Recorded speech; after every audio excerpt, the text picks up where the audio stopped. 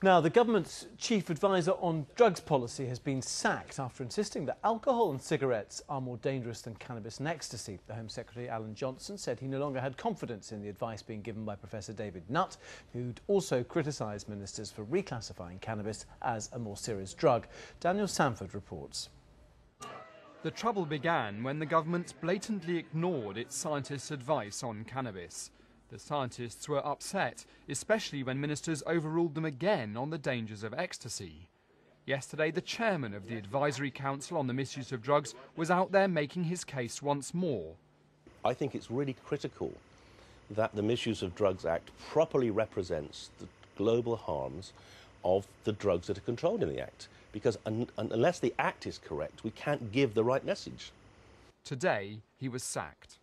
In the letter asking him to stand down, the Home Secretary Alan Johnson wrote, "Your recent comments have been lobbying for a change of government policy. I cannot have public confusion between scientific advice and policy and have therefore lost confidence in your ability." Tonight, Professor Nutt fought back, describing the Prime Minister as irrational and attacking the low standard of political debate about drugs. We know what the harms are. Politicians don't know what the harms are. And what I find particularly worrying is that politicians are actually, underneath what they say, they're actually taking a moral position about drugs. They actually don't like people who take drugs and therefore want to dissuade them from taking drugs by pretending that the drugs are more harmful than they are.